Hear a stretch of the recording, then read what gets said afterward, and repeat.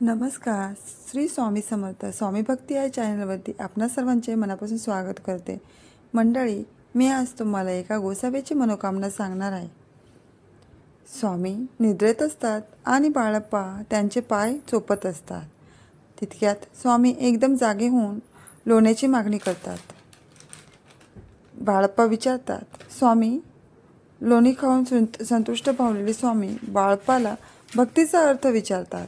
बाळप्पा प्रांजळपणाने स्वामींवरच तो प्रश्न फिरवतात.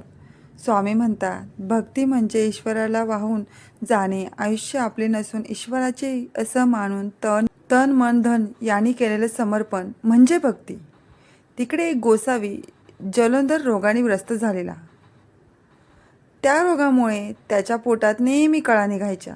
पण त्याची द्वारकेला जाऊन द्वारकानाथाने दर्शन करावे अशी तीव्र इच्छा होती. गोसावी मृत्यूआधी द्वारकेला जाऊन कृष्ण दर्शन करू असा निश्चय करतो. गोसावी पोटदुखीच्या ममर्तनात वेदना सहन करत द्वारकेसाठी निघतो. द्वारकेला जाताना रात्री स्वामी संन्यासाच्या रूपात गोसाव्याला स्वप्नात दृष्टांत देऊन अक्कलकोटला बोलवतात. गोसावी थोडा विचार करतो. अक्कलकोटला येतो. स्वामी त्याला पाहिल्याबरोबर विचारतात, क्यों द्वारका जा रहे थे ना? यहाँ अक्कलकोट कैसे पहुँचे? गोसावी विस्मित होतो. स्वामी म्हणतात, हमने ही बुलाया था. खऱ्या भक्ताची तळमळ जाणल्याशिवाय आम्ही कसे राहणार? गोसाव्याला स्वामींच्या जागी द्वारकानाथ कृष्णाचे दर्शन होते. गोसावी धन्य होतो. तो स्वामींना रणखोडदास इत्यादी नावांनी संबोधित करतो. गोसावी म्हणतो, माझी इच्छा आता पूर्ण झाली आहे. आता मला देव आज्ञा झाली तरी काहीच हरकत नाही. स्वामी म्हणतात, ती वेळ अजून आली नाही. मग गोसाव्याला एका झाडाखाली पाला देऊन म्हणतात, हा पाला रोज वाटून खात जा. काही दिवसांनी गोसावी येतो. पूर्ण रोगमुक्त झालो अशी स्वामींना सूचना देतो.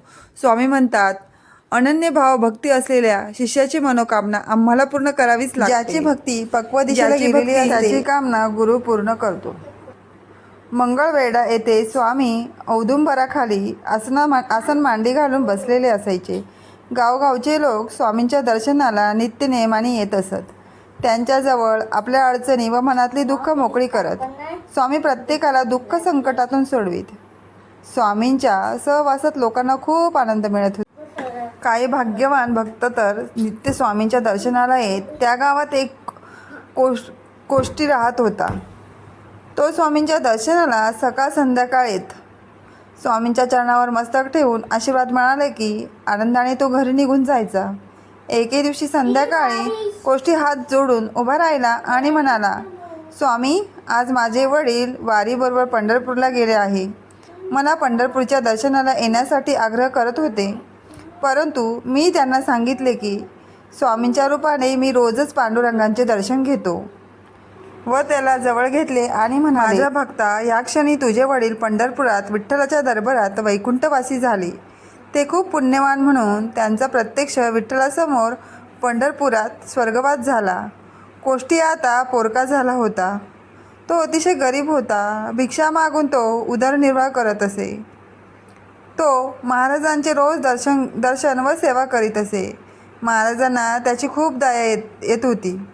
एकदा परत त्याच्या स्वप्नात येऊन महाराजांनी सांगितले की तुझ्या वडिलांनी त्याचे प्रपक्षात तुझा योगक्षेम नीट चालावा म्हणून तुझ्या घराच्या मागील अंगणात जे तुळशी वृंदावन केलेले आहे त्याखाली खूप मोठे धन पुरून ठेवलेले आहे. कसं समजले या गोष्टीचा त्याला विचार पडला. तो मागील अंगणात गेला आणि खणून पाहिले तर त्याला तो धनाचा हंडा मिळाला. स्वप्नातील दृष्टांत खरा होता. त्याच्या आश्चर्याला पारावर राहिला नाही. ते धन घेऊन कोष्टी स्वामींकडे गेला. त्यांना साष्टांग नमस्कार घालून सर्व धन त्यांच्या पायावर ठेवले आणि वर तुळशीचे पान ठेवले. तेव्हा स्वामी मंद हसले आणि म्हणाले, मला काय करायचे आहे हे धन? वडिलांनी तुझ्यासाठी ठेवले आहे. तू त्याचा वापर करून सुखाने. हीच तर खऱ्या भक्ताची परीक्षा तर असते. परंतु त्याने जर मनापासून स्वामींची भक्ती केली, स्वामींवरती निष्ठा ठेवली तर कुठलाही पुरुष हा कमी राहणार नाही. त्याचे नक्कीच कल्याण होते. श्री स्वामी समर्थ. जय जय स्वामी समर्थ. तुम्ही सुद्धा स्वामींची अशीच मनापासून भक्ती